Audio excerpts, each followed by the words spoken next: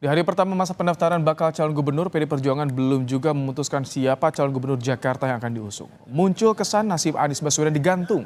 Sementara nama kader PDIP Basuki Cahayapurnama juga belum jelas kepastiannya.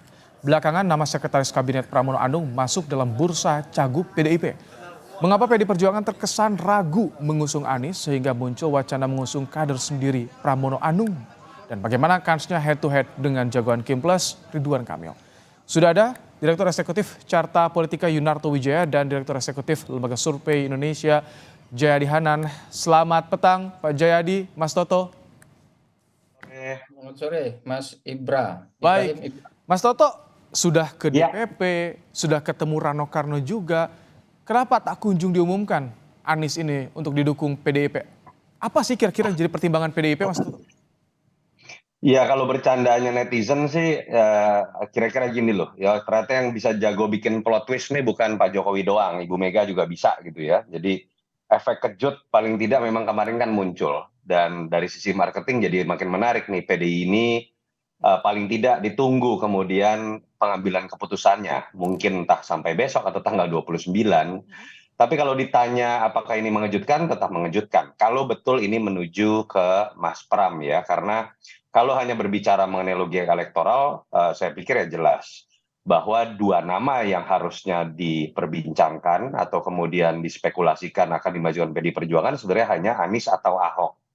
Kalau berbicara mengenai peluang di antara Anies atau Ahok, tentu saja Anies lebih memiliki peluang karena dia baru menjadi incumbent, lalu kemudian baru menjadi capres, investasi elektoral lebih ada dan tidak seperti Ahok yang dianggap kontroversial dan bisa diserang sentimen primordial. Sementara kalau berbicara dari si konsolidasi, paling ideal adalah memilih Ahok.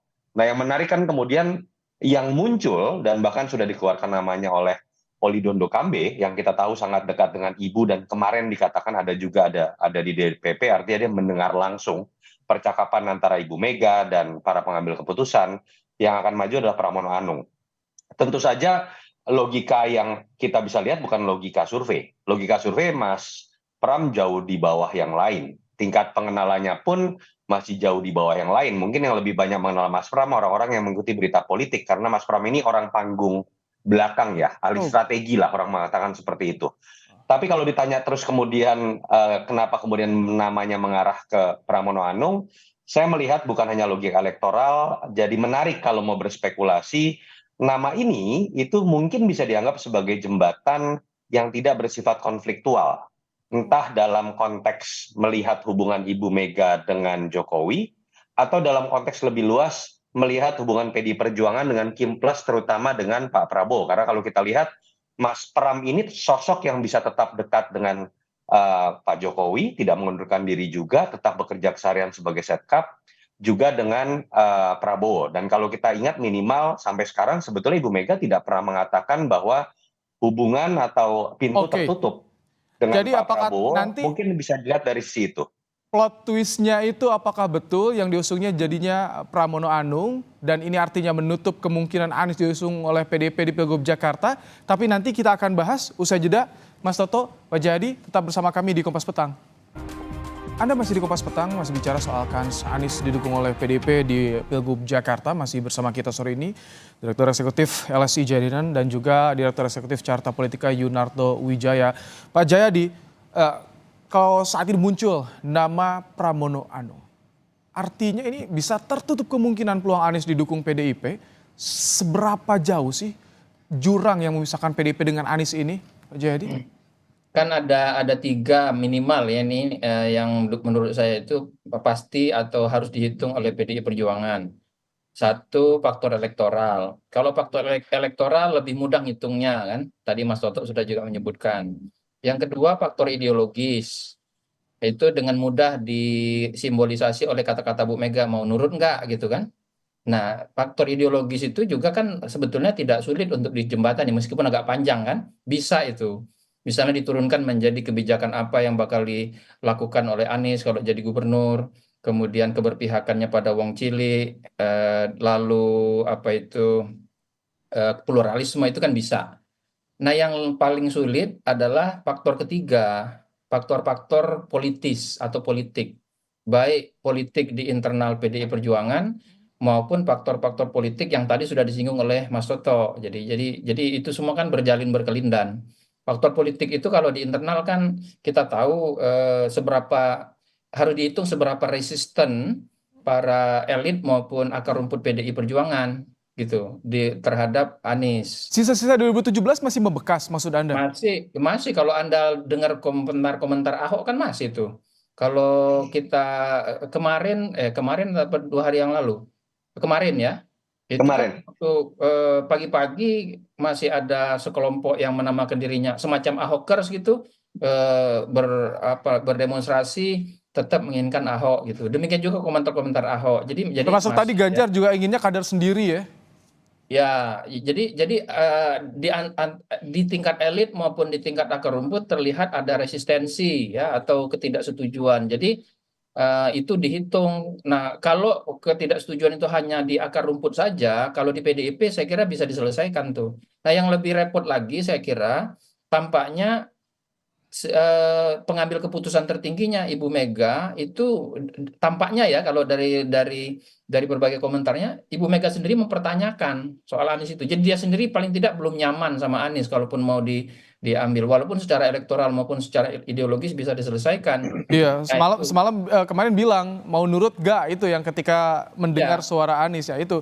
Ya soal mau nurun enggak itu bisa diatasi saya kira bisa Oh, oke. diselesaikan. Tapi soal politis ini yang repot. Soal politis yang pertama di internal ya itu soal politis yang kedua adalah yaitu ada kaitannya dengan konteks politik secara lebih luas untuk pemerintahan ke depan. Oke, baik.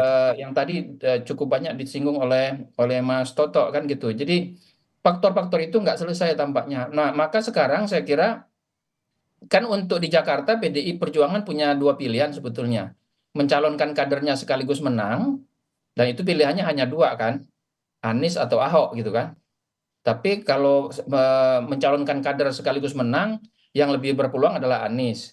Atau pilihan kedua, mencalonkan kadernya saja, soal menang itu soal bonus atau soal kedua lah gitu. Nah, Yang ini penting yang saya ingin tanyakan ke Mas Toto yang tadi ketika muncul nama Pramono Anung dekat dengan Jokowi dikenal karena menteri di kabinet Jokowi. Ini kalau sampai memunculkan nama Pramono Anung, sebetulnya yang disasar oleh PDIP, target PDIP di Pilgub ini apa? Atau ada politis ke depan, pendekatan kepada pemerintah pusat? Iya, yang jelas kan tadi saya pikir ada sebuah benang merah ya, bahwa ketika yang dimajukan Anies secara elektoral menguntungkan, tapi kemudian ada hitung-hitungan pertama resistensi secara internal dan kemudian resistensi secara politik yang bisa menutup pintu PDI Perjuangan untuk kemudian bisa memilih bagaimana masa depannya terkait dengan hubungan dengan Pak Prabowo lah. Saya tidak mau menganggap ini dalam konteks Jokowi lah. Dan kita tahu ketika memilih Anies ini seakan-akan menjadi sebuah simbol nih bahwa PDI mengambil sikap keras terhadap pemerintahan Prabowo, termasuk terhadap Jokowi katakanlah dalam pemerintahan sekarang. Jadi saya lebih melihat memang ada perhitungan itu yang lebih diutamakan ketika kemudian muncul nama Mas Pram. Walaupun kemudian kita tahu logika elektoralnya tidak berjalan juga gitu di situ. Nah, pertanyaannya kan kemudian adalah apakah ini sebatas sebuah inisiatif dari PDI Perjuangan untuk kemudian mulai berpikir lebih moderat dalam bersinggungan dengan politik nasional ke depan, termasuk dengan pemerintahan Prabowo Gibran, atau ini adalah sebuah kesepakatan dan arahan dari panggung belakang, entah dari Jokowi atau dari Prabowo. Itu yang menurut saya sesuatu yang menarik dan menjadi misteri di panggung belakang gitu. Tapi Karena menurut Anda yang bisa dibaca yang paling memungkinkan apa, Mas Toto? saya melihat bahwa ini adalah inisiatif dari PDI Perjuangan untuk mengambil langkah yang dianggap paling kecil resistensinya, baik secara internal ataupun dalam konteks membangun politik dengan pihak eksternal, walaupun yang dikorbankan adalah peluang untuk menang.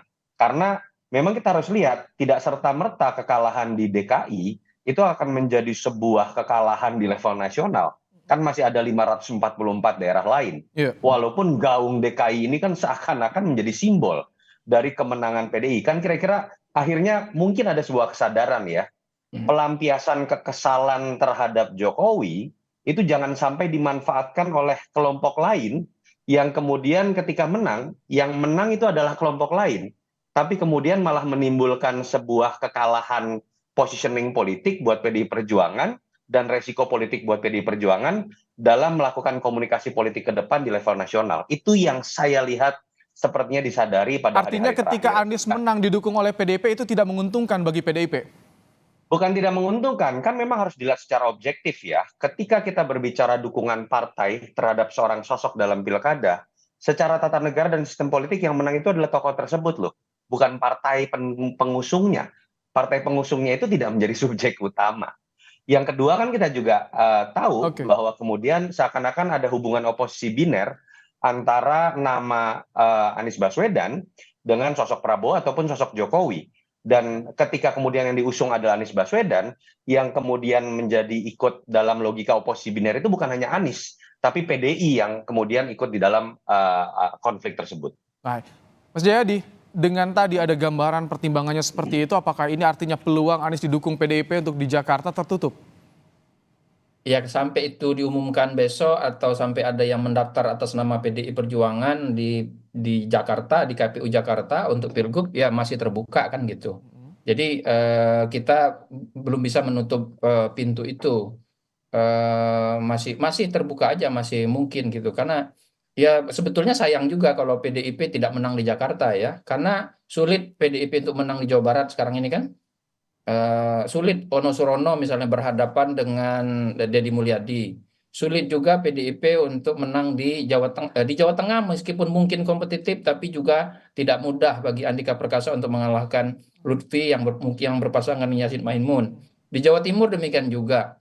Di daerah-daerah kunci, 4 wilayah kunci Jawa itu PDIP tidak punya peluang yang demikian besar untuk punya gubernur gitu.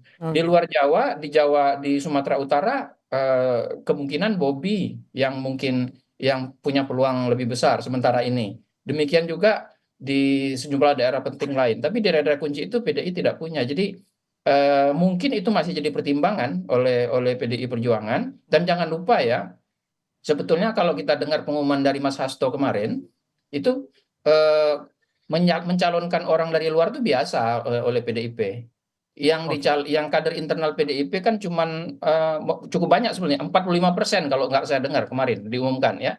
Oke. Nah, di luar itu kok kerjasama PDIP dengan semua partai ada tuh, bahkan dengan PKS juga ada gitu. Ini Jadi yang akan jadi pertimbangan PDIP apakah akan mengusung Anies atau kadernya sendiri di Pilgub Jakarta. Kita tunggu. 2 hari ada kesempatan sebelum pendaftaran di KPUD ditutup. Terima kasih Mas Jayadi, Mas Toto telah bergabung bersama kami di Kompas Petang sore hari ini.